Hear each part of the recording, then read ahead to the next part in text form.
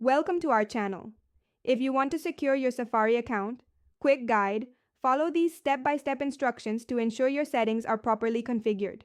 Step 1. Open the application or website on your device.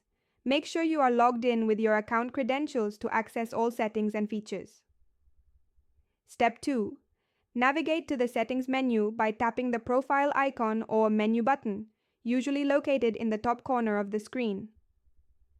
Step 3. Look for the relevant section in your settings menu.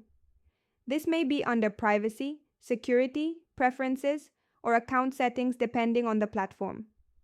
Step 4. Find the specific option you need to modify. Read any available descriptions to understand what each setting controls before making changes. Step 5. Toggle the setting on or off, or select your preferred option from the available choices.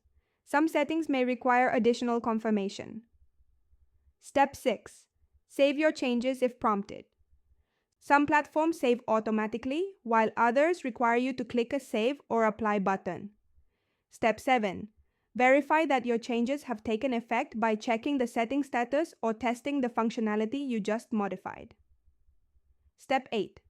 If you encounter any issues, restart the application or check for updates. Contact support if the problem persists. Don't forget to like this video and subscribe to our channel.